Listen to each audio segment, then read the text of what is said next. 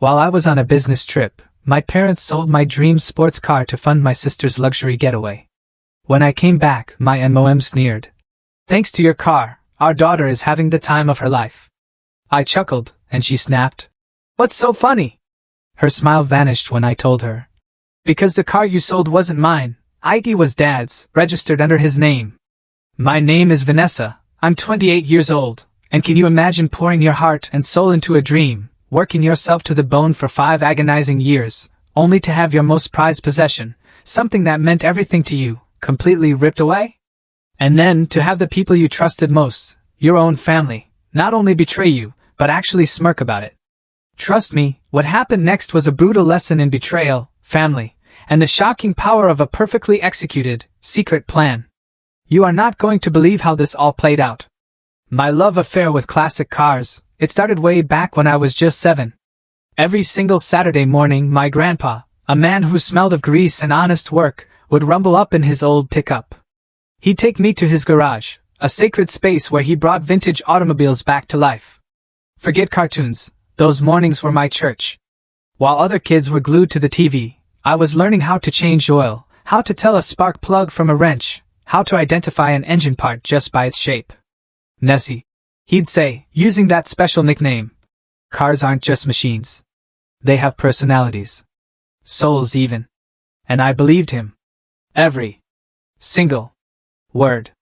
Especially when he showed me his pride and joy, a 1969 Corvette Stingray, painted that vibrant rally red. Oh, the curves of that car. The low, throaty purr of its engine, the way the light just danced across its polished surface. It was pure magic to me. "Someday," I whispered to myself, the first time I saw it, "I'll own one exactly like this." It was a promise I made to myself that day, a silent vow that would, without me even knowing it, shape my entire future in ways I could never have imagined. My parents, Robert and Diana, they never quite understood. "Why can't you be interested in ballet? Or painting?" My mother would sigh, barely concealing her disappointment, whenever I came home with grease under my fingernails. My father would just shake his head, a confusing mix of mild disappointment and plain bewilderment in his eyes. Their reaction to my younger sister, Heather, was a whole different story. Heather, for years my junior, was everything I wasn't in their eyes. Delicate. Traditionally feminine. Interested in all the right things. When she wanted dance lessons at age 6, they immediately enrolled her in the most expensive studio in town. When I, at 12, asked for auto shop classes, my mother scoffed. "We can't afford extracurriculars this year." This pattern, it wasn't just a pattern, it was the pattern throughout our entire childhood. Heather got designer clothes, I got hand-me-downs. Heather got a sweet 16 party with 50 guests, I got a cake and a card. Heather got a brand new car for graduation, I got college application fee waivers and a lecture about student loans. Don't get me wrong, I loved my sister. This wasn't her fault, not really. But the sheer, undeniable disparity in how we were treated, it was impossible to ignore. So, I moved away for college. Determined. Driven.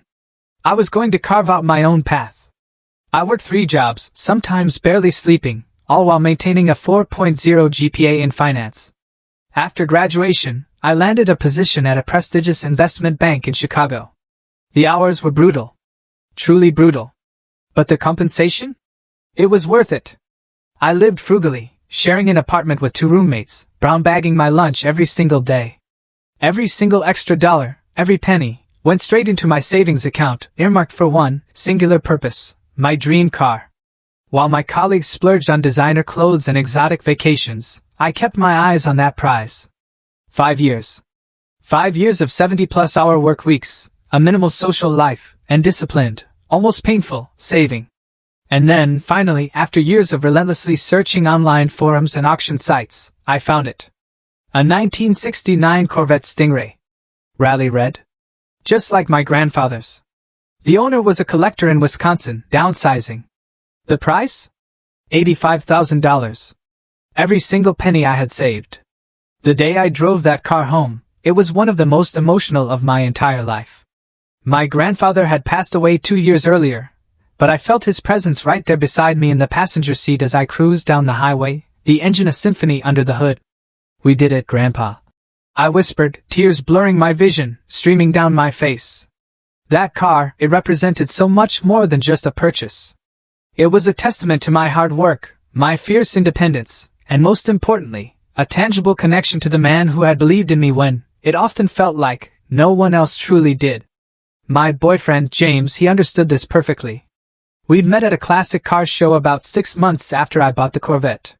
He owned a replica 1969 Stingray, a fact that instantly gave us something to talk about. Unlike my family, James got it. He understood why I'd rather spend a Saturday afternoon changing my own oil than shopping at the mall. He respected the deep, sentimental value of my car and shared my passion for preserving automotive history. For 2 glorious years, that car was my pride and joy. I babied it, drove it only on perfect weather days, stored it meticulously during Chicago's harsh winters. Never once did I imagine that the greatest threat to my beloved Corvette would come not from the elements or some thief, but from my own family.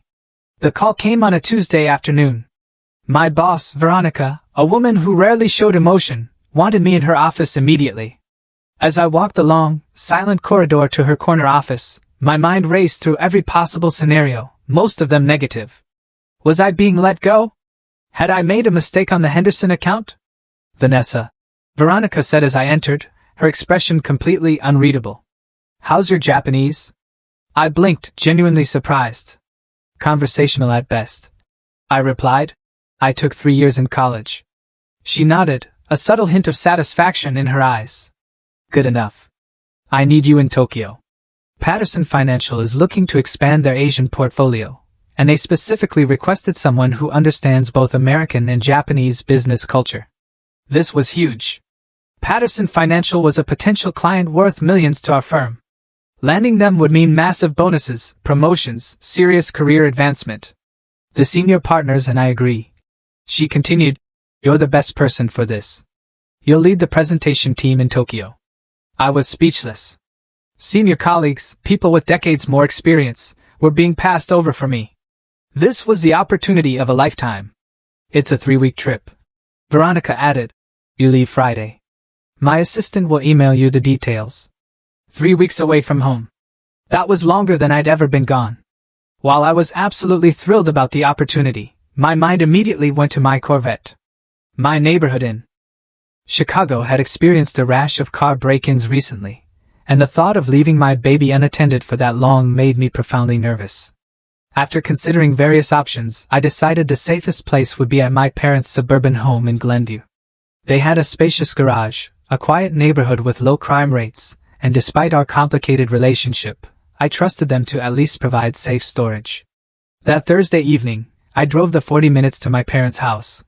Dad was mowing the lawn when I pulled up, and he stopped, wiping sweat from his brow, to admire the Corvette as I parked in the driveway. Still a beauty, he said, running his hand along the hood. Your grandfather would be proud. Mom appeared at the front door, wiping her hands on a kitchen towel. Vanessa, what a surprise! Are you staying for dinner? I quickly explained about the Tokyo trip and my request to leave the car in their garage for 3 weeks. Of course, Dad said immediately, without a second thought. We have plenty of room since Heather took her things to her new apartment. That's wonderful news about your trip, Mom added, though I could tell she didn't fully grasp the true significance of the opportunity. But 3 weeks is such a long time. Will your boss be upset if you come home for the weekend in between? I patiently explained that international business didn't exactly work that way, and eventually, she seemed to understand. As Dad helped me move the Corvette into the garage, I gave him detailed, precise instructions. It needs to be started once a week and allowed to run for 15 minutes, but please don't drive it. The insurance situation is complicated. Also, be sure to use this specific cover, I said, showing him the custom-fitted car cover I'd brought. And whatever you do, don't let anyone else touch it. Vanessa, Dad said, a little offended. I know how to take care of a car. I'll treat it like it's made of gold. I know, Dad, I replied, my voice softening. I worry. This car means everything to me. That night at dinner, Heather joined us. She had recently graduated from college and was working as an administrative assistant at a marketing firm, her first real job. Throughout dinner, she talked endlessly about how stressful work was and how desperately she needed a vacation. All my friends are planning this amazing Mediterranean cruise, She sighed dramatically. But I just can't afford it on my salary. Life is so unfair. I bit my tongue, remembering how I'd worked multiple jobs throughout college without a single complaint. Mom, predictably, made sympathetic noises and even suggested Dad might be able to help with the cost. We'll see, Dad said noncommittally. Money is tight right now with the kitchen renovation. Before leaving, I called James to finalize our car security plan. We'd discussed having him swap our cars as an extra precaution, since his replica Stingray looked nearly identical to mine but was worth significantly less. I'll come by your parents' place tomorrow and make the switch, he confirmed. I'll take good care of your baby, and they'll never know the difference. You're the best, I told him, a wave of relief washing over me. I'll call you when I land in Tokyo. The next morning, I boarded my flight, feeling a sense of calm, confident that my car was in good hands. Little did I know that my careful planning would set in motion a chain of events that would forever, irrevocably, change my family dynamics. During my 3 weeks in Tokyo, I called home regularly. Mom and Dad always assured me everything was fine. Though in the final days of my trip, Mom's messages became somewhat cryptic. We have a big surprise for when you get home, she texted, which I naively assumed meant a welcome home dinner or something equally innocuous. The Tokyo presentation was a resounding success.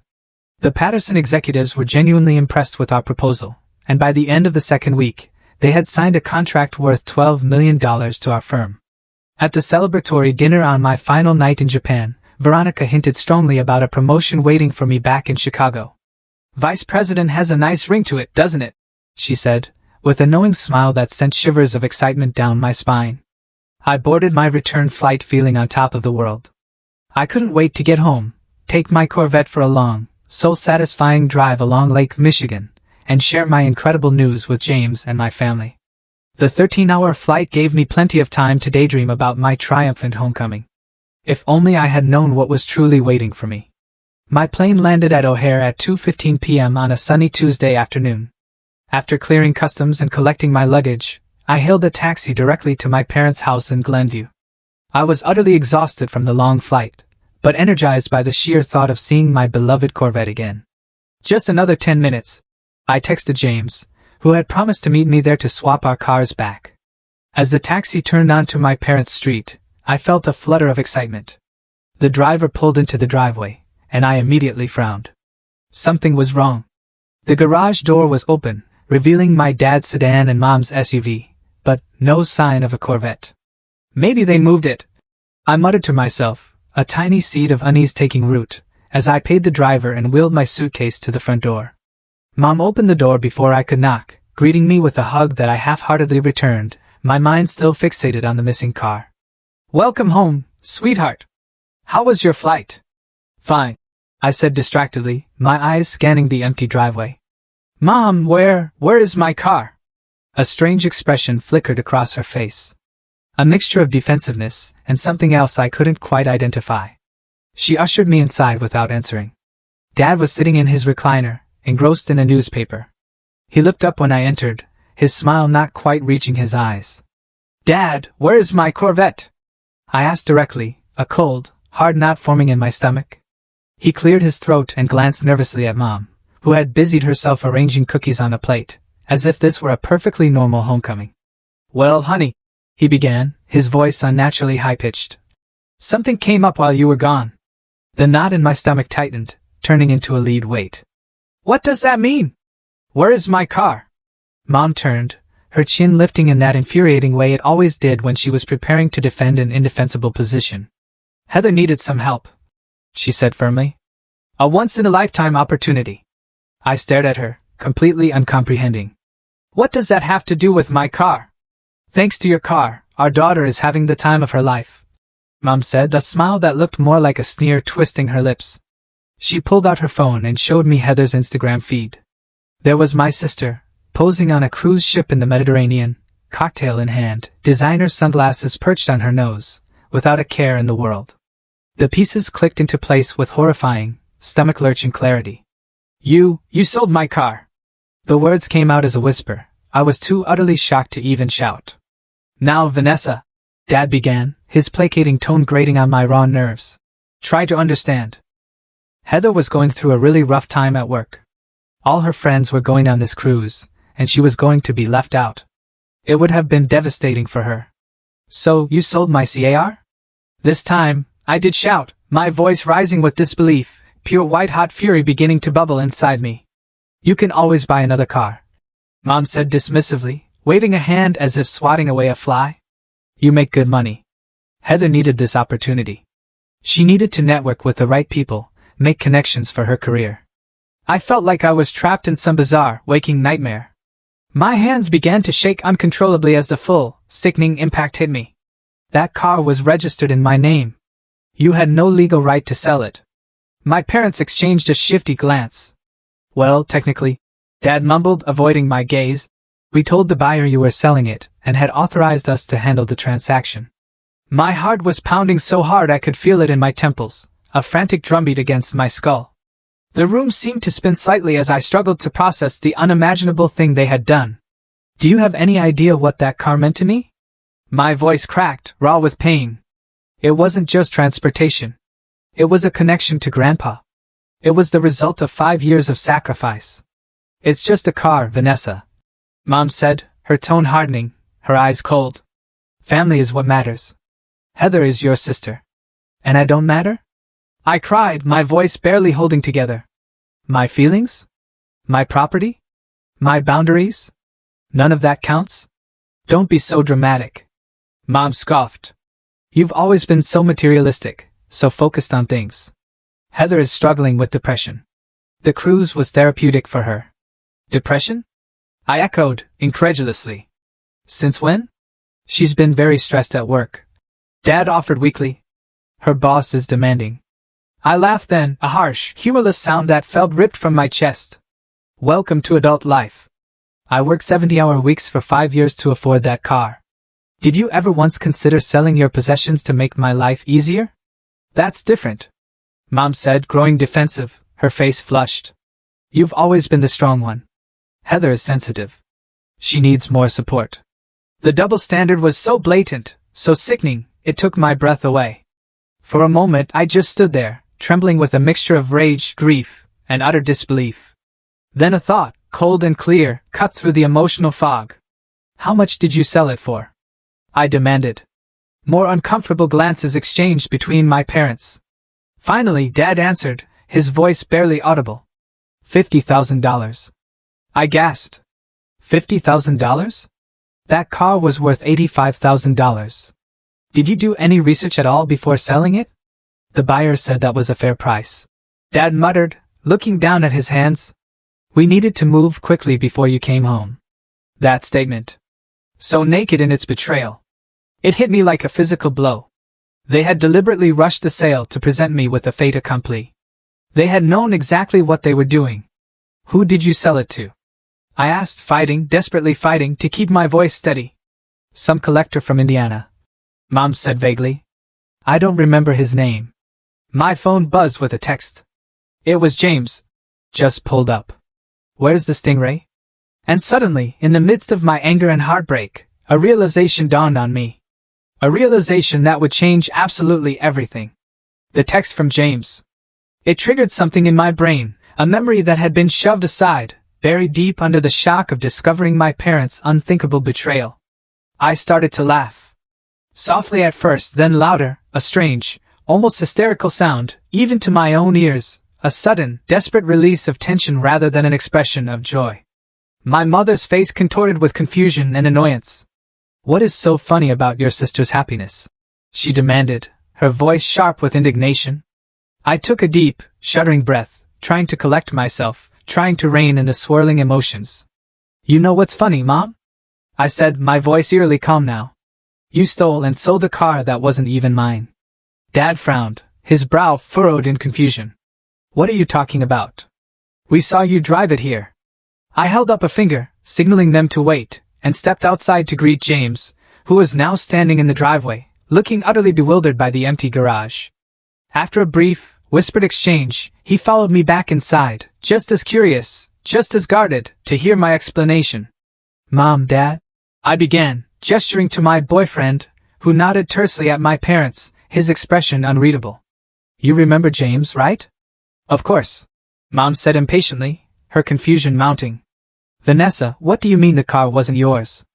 I smiled then, a strange, almost satisfying calm settling over me, even amidst the swirling chaos. The car you sold wasn't my 1969 Corvette Stingray. It was James's replica. The color drained from both my parents' faces, leaving them ashen, ghost-like, as I explained the car-swapping arrangement. James and I had made it for security purposes. The day after I left for Tokyo, James had come by, just as planned, and swapped his replica Stingray for my authentic one. To the untrained eye, they looked identical. But James's car was worth about $30,000, not $85,000. So you see, I concluded, the weight of my words hanging heavy in the air. You didn't sell my car. My car has been safely stored in James's climate-controlled garage for the past 3 weeks. What you sold was James's car, without his knowledge or consent. But it looked exactly like yours. My father stammered, utterly bewildered. That was the point, James said, speaking for the first time, his voice sharp, devoid of any warmth. They're supposed to look the same from the outside. But mine is a replica, built in 2004 to look like a '69 Stingray. Vanessa's is an authentic classic, worth nearly 3 times as much. Oh my God! My mother whispered, sinking into a chair, her face crumpling. What have we done? You've committed fraud, I said flatly, the words feeling heavy, clinical. You sold property that didn't belong to you or to me. You forged documents. You lied to a buyer. We could go to jail. Dad said, his face ashen, the color gone from his lips. Yes, James agreed, his voice hard, unyielding. You could. Auto theft over $20,000 is a Class 1 felony in Illinois. Add wire fraud if you received an electronic payment. Each charge carries up to 15 years. Mom began to cry then, loud, dramatic sobs that once might have manipulated me into comforting her. Not today. Not anymore. How were we supposed to know it wasn't your car? She wailed, her voice thick with self-pity. You tricked us. I didn't trick you. I corrected her, my voice unwavering. I trusted James to protect my property because I knew, on some level, that my own family couldn't be trusted. Clearly, I was right. You have to help us fix this. Dad pleaded, looking suddenly older, like the weight of years had just crushed him. We can't go to jail. We didn't know. Ignorance is not a legal defense.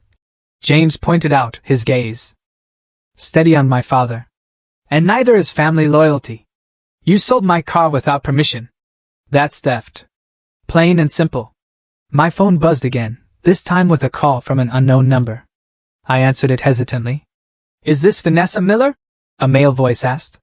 Yes. Who is calling? This is Peter Donovan. I recently purchased a 1969 Corvette Stingray from your parents on your behalf.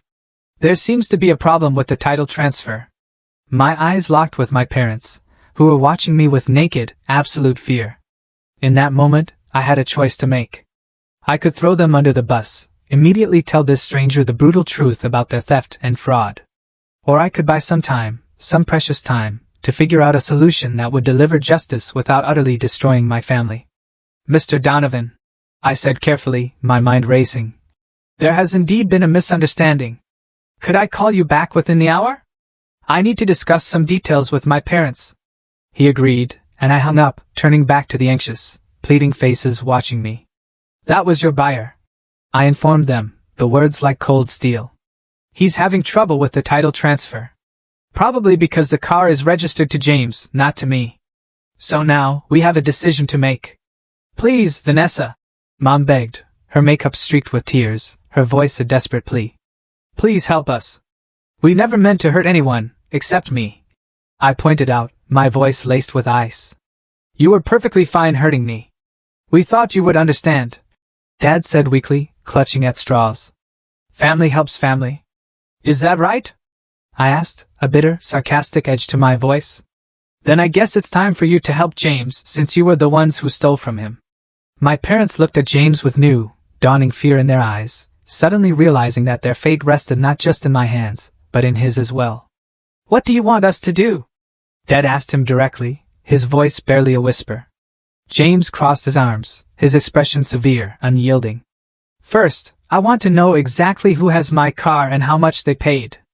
Then, we can start figuring out how to make this right. As my parents fumbled to find the buyer's information, I stepped outside with James to have a private, hushed conversation. Standing in the driveway where my Corvette should have been, we spoke in low tones about our options, the chilling silence of the evening punctuated only by the distant hum of traffic. "I can't believe they did this," he said, shaking his head slowly, his voice laced with disbelief. "Your own parents." "Believe it," I said grimly, my jaw tight.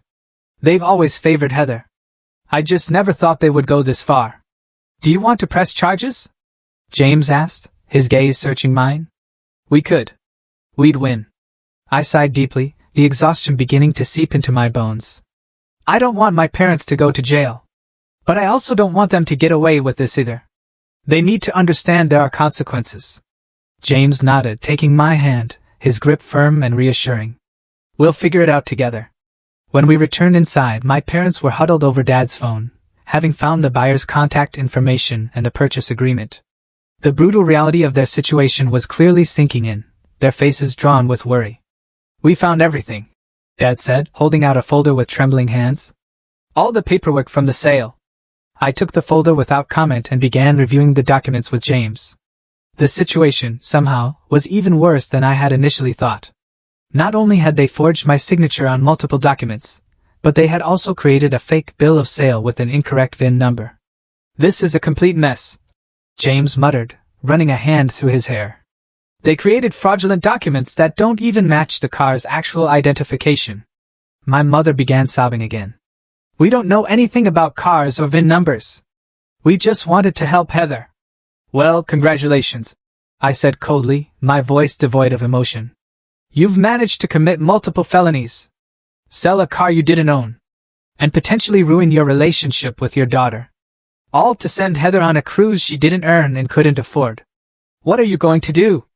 Dad asked, his voice barely above a whisper, his eyes wide with fear. I looked at James, then back at my parents, a plan beginning to solidify in my mind. "We're going to call Mr. Donovan back. And you're going to tell him exactly what you did." After leaving my parents' house, I drove straight to James's apartment in my actual Corvette Stingray, which had been safely stored in his garage, just as planned. The familiar purr of the engine, usually so comforting, provided little solace as my mind raced with the full implications of what had just happened. James followed in his sedan, and we agreed to meet to discuss our next steps.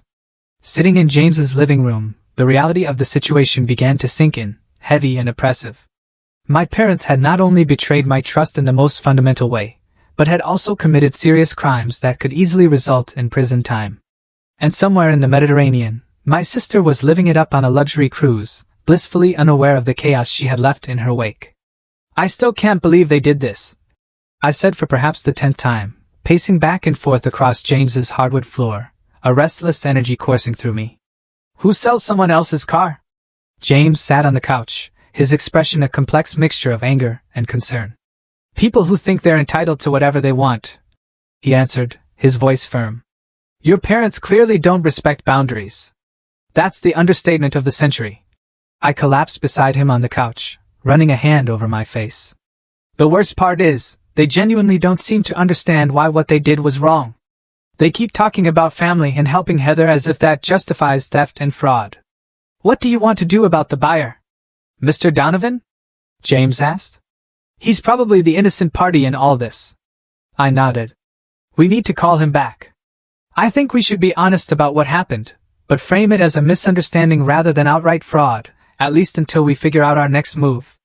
Just as we were discussing this, my phone exploded with notifications. My parents had been calling and texting nonstop since we left their house, a barrage of desperate pleas. I ignored most of the messages, but one caught my attention, a text from my mother saying, "Your Aunt Sylvia thinks you are being selfish and ungrateful." "Oh, great," I groaned, showing James the message. "They're already rallying the family against me." Sure enough, within the hour, my phone rang with a call from my mother's sister, Aunt Sylvia. "Vanessa Marie," she began, without preamble, using my first and middle name as she always did when she was about to launch into a lecture. "What is this I hear about you threatening to send your parents to jail over a car after everything they've done for you?" I took a deep, fortifying breath. "Aunt Sylvia, with all due respect, you don't have the full story. I know enough, she snapped. Your mother is absolutely distraught. They were only trying to help your sister, and now you're talking about pressing charges? What kind of daughter does that?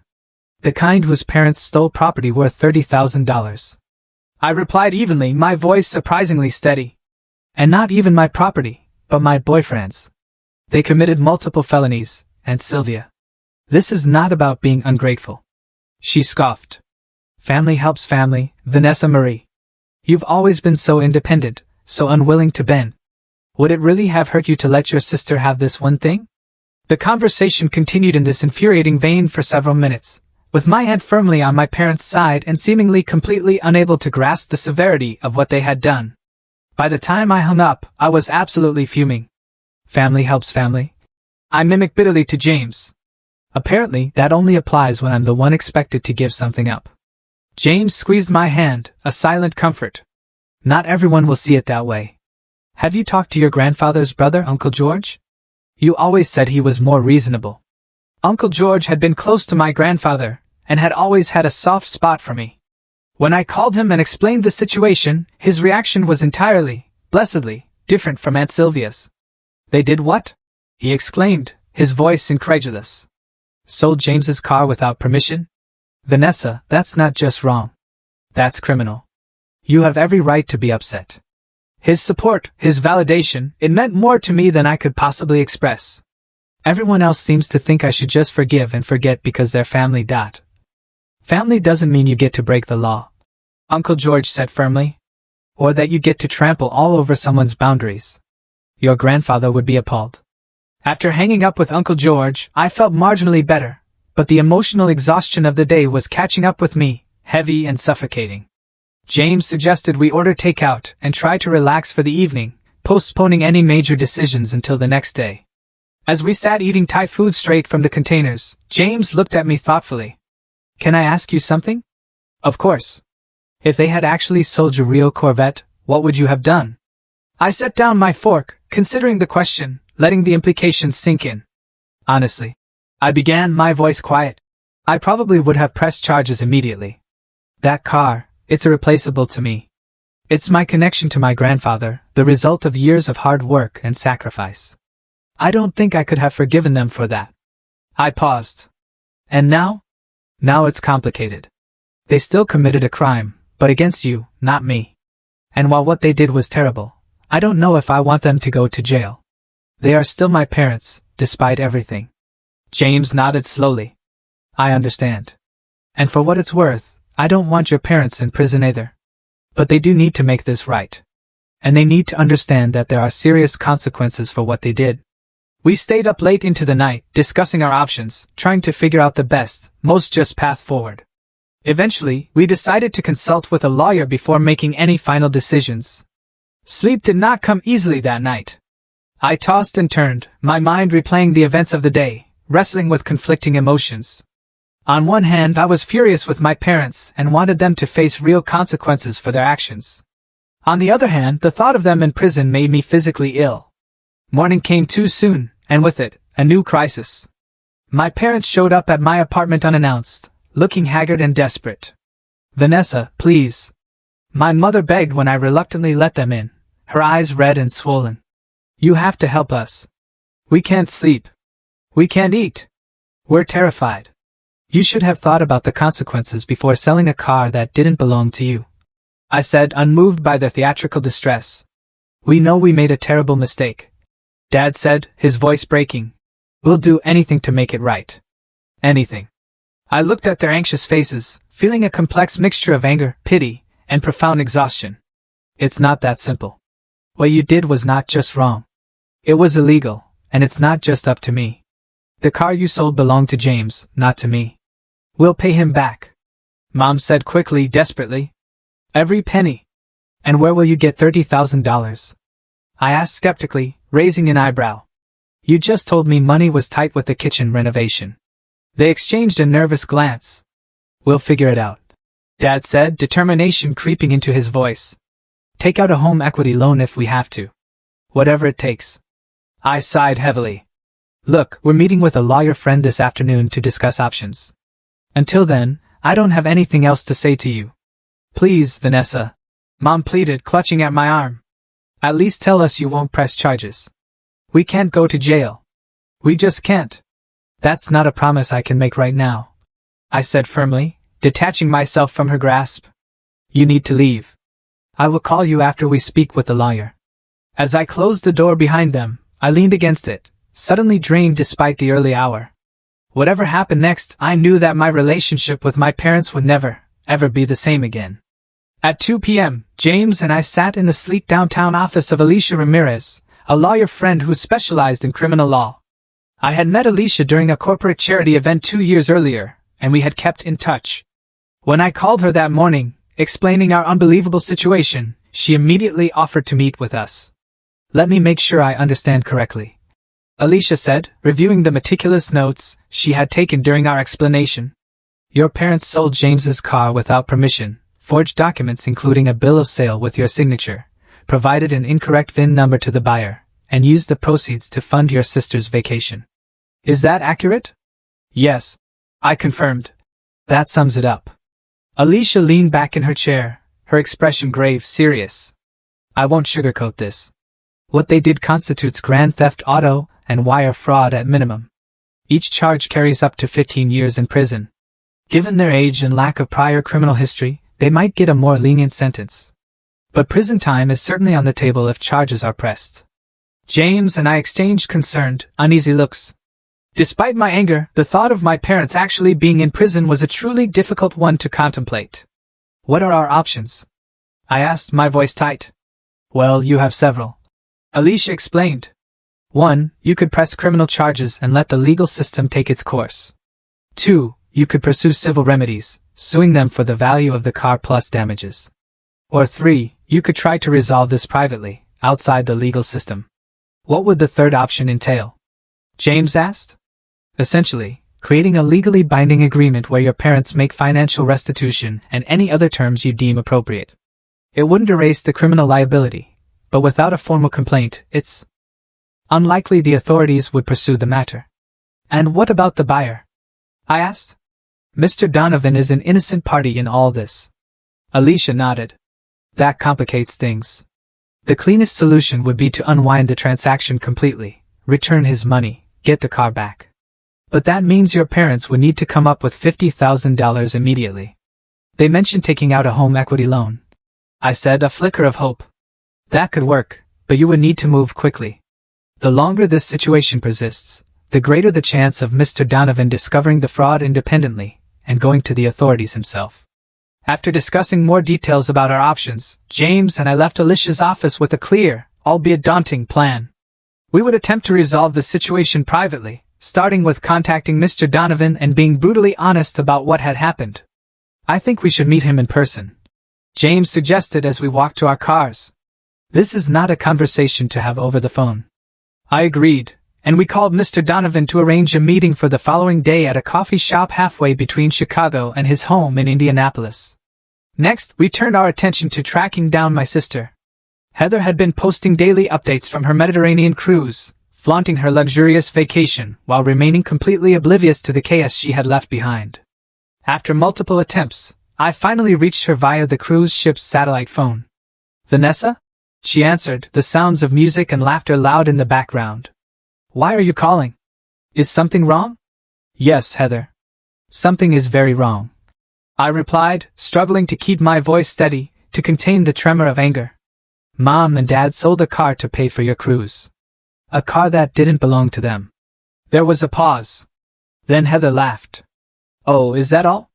I thought someone was sick or something. Look, I know you're probably upset they sold your precious car, but you can always buy another one. It's not like you can't afford it. Her dismissive, utterly entitled attitude made my blood boil. It was not my car they sold, Heather. It was James's car. What they did was illegal. They could go to jail. That finally got her attention. Jail? Don't be ridiculous. They were just trying to help me. By committing fraud? By stealing? Those are crimes, Heather. Serious ones. So, what are you saying? Her voice had lost its carefree tone, replaced by a growing, undeniable concern. I'm saying you need to come home. Now. Your Mediterranean adventure is over. But the cruise doesn't end for another week. Then get off at the next port and fly home, I said firmly, my voice leaving no room for argument. This is not optional, Heather.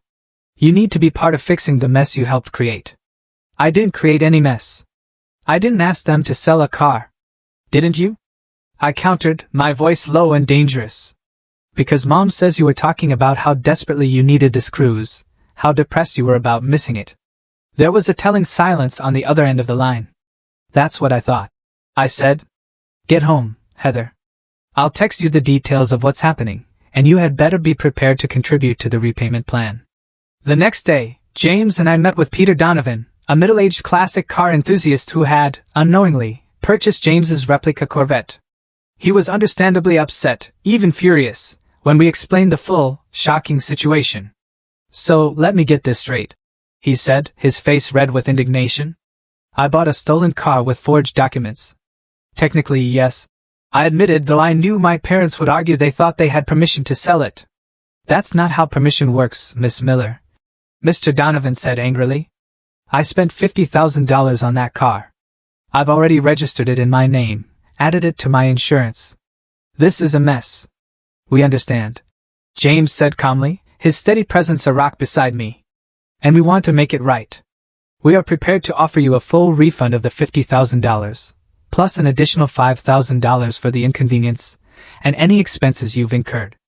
Mr. Donovan seemed slightly mollified by this offer. And what about the car? We would need it returned, of course, I explained. It legally belongs to James. After some tense negotiation, Mr. Donovan, still fuming but seeing the clear path to resolution, agreed to our terms, with the condition that the money be wired to his account before he released the car. Now we just needed my parents to come up with $55,000. When we presented this solution to my parents, they were simultaneously relieved and absolutely horrified. $55,000? My mother repeated, a genuine gasp escaping her lips. Where are we supposed to get that kind of money? You mentioned a home equity loan, I reminded them, my voice firm. Or you could sell some of your investments. This is not my problem to solve, Mom. You created this situation. But we don't have that much equity in the house. Dad protested, wringing his hands. The market has been down, and with the kitchen renovation costs. Then I suggest you start looking at other options, James said firmly, his voice leaving no room for doubt. Because right now, this is the only thing standing between you and potential criminal charges. We could maybe come up with $40,000. Dad offered after a hushed, frantic conversation with Mom. But not 55. James shook his head. Not good enough. The full amount needs to be repaid, plus compensation for my time and stress. If you can't come up with it, perhaps Heather should contribute, since she benefited directly from the theft. Heather? Mom looked genuinely shocked at the suggestion. But she's just starting her career. She barely makes enough to cover her rent. Then she shouldn't be taking Mediterranean cruises, should she? I pointed out, my voice sharp. Actions have consequences, Mom. For everyone. Not just for me. It took 2 more agonizing days of tense, emotional negotiations, but eventually, a plan was formed. My parents would take out a home equity loan for $40,000. Heather, who had reluctantly returned from her cruise early, looking pale and miserable, would contribute $10,000 from her savings, which I strongly suspected had been largely funded by my parents over the years. And they would sell my mother's expensive jewelry collection to cover the remaining $5,000. James, ever the pragmatist, insisted on one additional condition, a formal, written apology, acknowledging what they had done and promising never to touch or make decisions about our property again. This document, he stressed, would be signed and notarized, providing an additional layer of protection should anything similar, God forbid, ever happen in the future. My parents balked at this last requirement. An apology is one thing, Mom said, her voice strained. But a notarized document seems extreme. Not as extreme as prison. James countered, his gaze unflinching. This is non-negotiable. With no other options, no more excuses left, they eventually, grudgingly, agreed to all our terms. Alicia drew up the necessary paperwork, including a settlement agreement that specified the financial restitution and a clear timeline for payment. The most difficult, the most emotionally draining part of the entire process was the family meeting we held at my apartment. Heather, now forced to face the harsh consequences of her actions, alternated between defensive anger and tearful self-pity. "Why am I being punished?" she demanded, her voice rising. "I didn't sell the car." "No, you just manipulated Mom and Dad into funding a luxury vacation you couldn't afford," I replied, my voice steady, uncompromising. "You're 24 years old, Heather, an adult. It's time you started acting like one." "That's not fair. You've always been jealous of me because Mom and Dad love me more." The room fell silent at her outburst. Even our parents looked shocked, visibly recoiling. "Is that what you think?" I asked quietly, my heart aching with a complicated mix of sadness and resentment. "That they love you more? Well, they've always given me more," she said, her voice smaller now, cracking slightly. "They've always protected me, made things easier for me. And look how that's turned out," I said, not unkindly, but with an edge of undeniable truth. "You're 24, and you can't support yourself. You manipulate them into bailing you out whenever life gets hard. That's not love, Heather. That's enabling." My mother started to protest, but my father, for perhaps the very first time, placed a hand on her arm, stopping her, his gaze thoughtful. For perhaps the first time, he seemed to be truly, deeply listening. "Vanessa is right," he said slowly, his voice tinged with regret. "We haven't done you any favors, Heather. We thought we were protecting you. But we've just kept you from learning how to stand on your own 2 feet. This unexpected support from my father changed the entire tenor of the conversation, shifting something fundamental in the room. Over the next several hours, we had the most honest, raw, painful discussion our family had ever experienced. There were tears, bitter recriminations, and gut-wrenching admissions. But by the end, something had undeniably shifted. It was as if a long festering wound had finally been lanced, allowing the beginning of true, genuine healing. The following week was a flurry of activity. My parents secured their home equity loan. Heather, with obvious reluctance, transferred her contribution from her savings account. My mother sold several pieces of her expensive jewelry through a consignment shop. And James and I coordinated with Mr. Donovan to complete the car exchange. The day my parents met with James to formally apologize was tense but utterly necessary. My mother, who had always been proud to a fault, struggled to even say the words, her throat tight with emotion. "We are truly sorry, James," my father finally said, when it became clear Mom couldn't get the words out. "What we did was wrong, illegal, and disrespectful. We betrayed your trust and Vanessa's. We have no excuse." James accepted their apology with grace, though I knew it would take time for him to fully, truly forgive them. The notarized document was signed. The money was transferred to Mr. Donovan, and James's car was returned, thankfully, completely undamaged.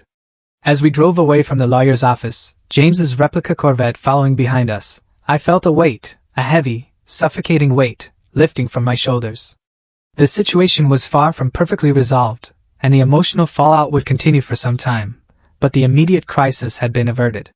"Thank you," I said to James, reaching for his hand across the console, my voice thick with emotion. "For being so understanding through all of this." He squeezed my hand, a warm, comforting gesture. "That's what partners do. We face challenges together."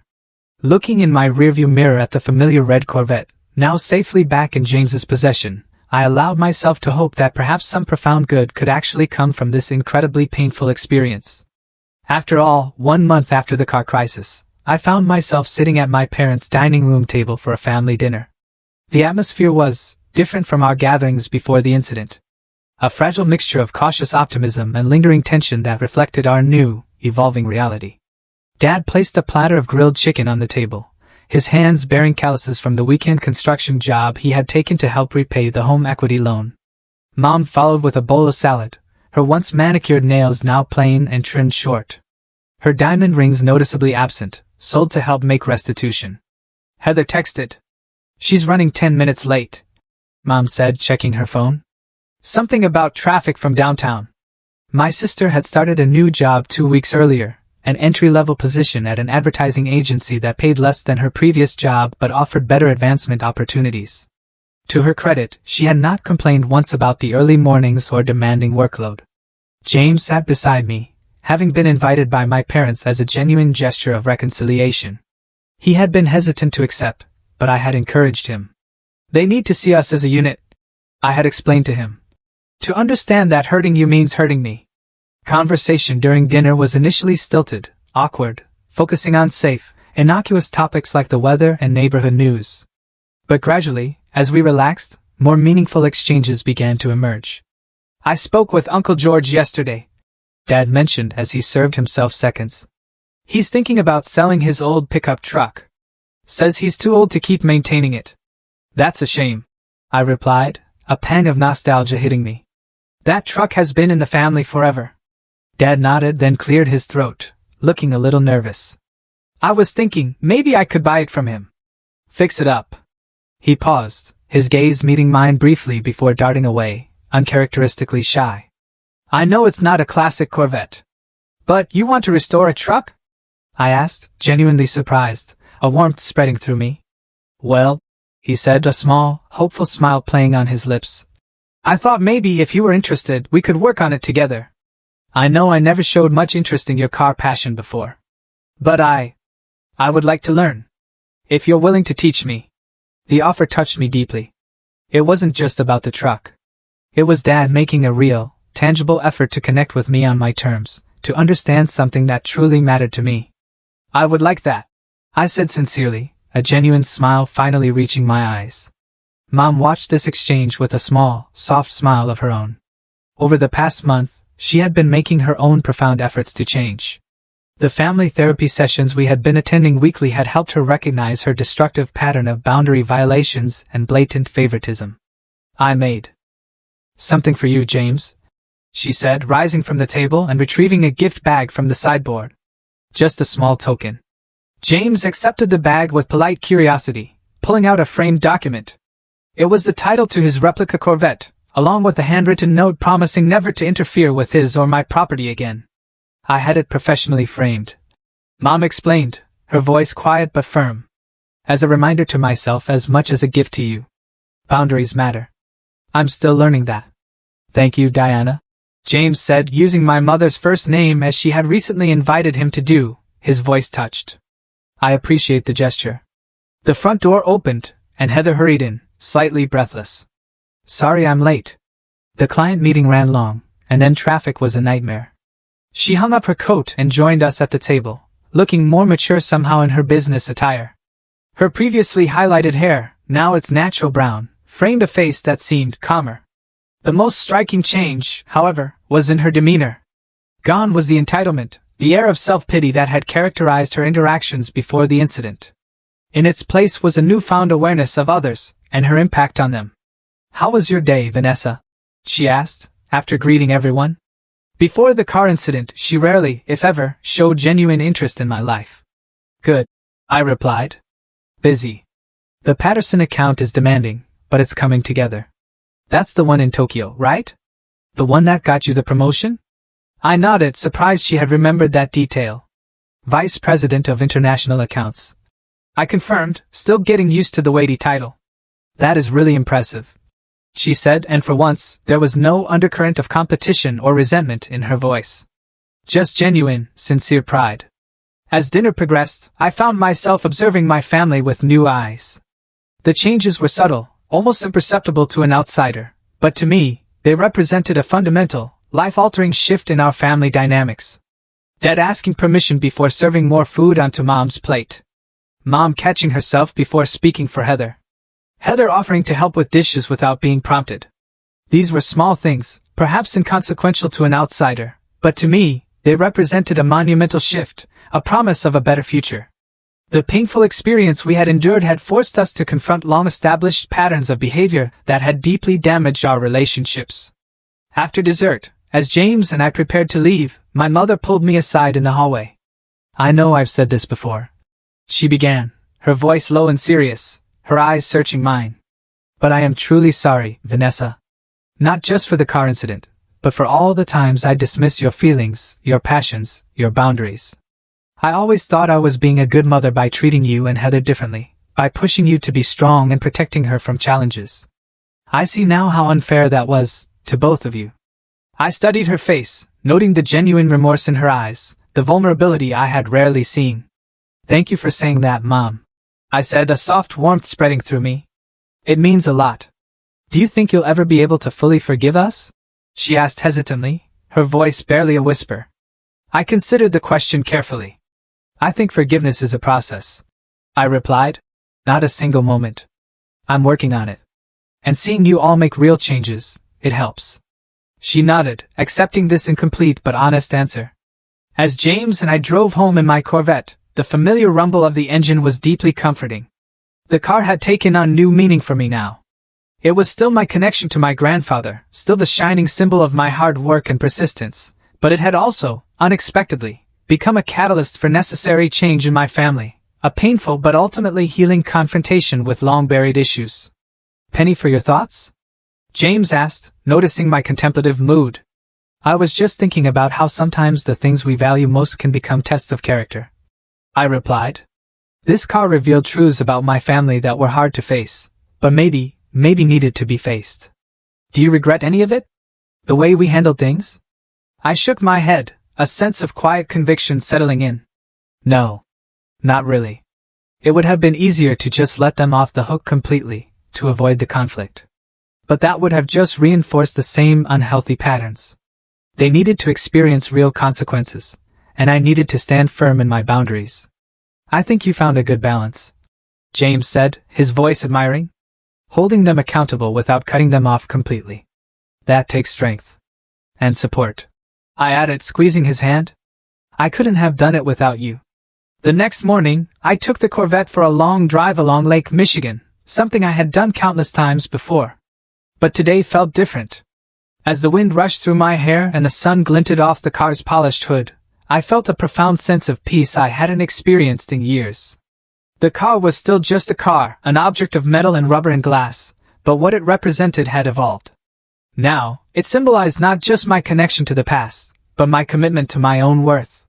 My refusal to be diminished or disregarded, even by those who claimed to love me. Perhaps the most valuable lesson from this entire ordeal was learning that standing up for yourself doesn't mean abandoning those you love. It means loving them enough to establish boundaries that allow for mutual respect and growth.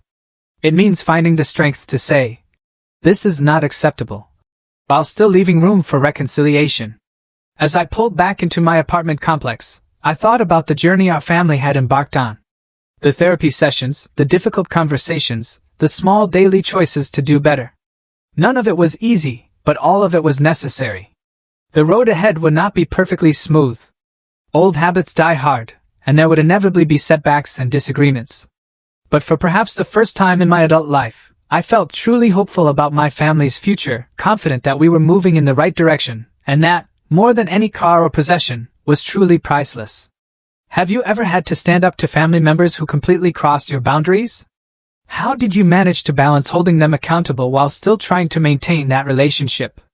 Share your experiences in the comments below, and don't forget to like and subscribe if this story resonated with you. Remember, setting boundaries isn't selfish, it's absolutely necessary for healthy relationships. Thank you for listening to my story. Good luck and take care.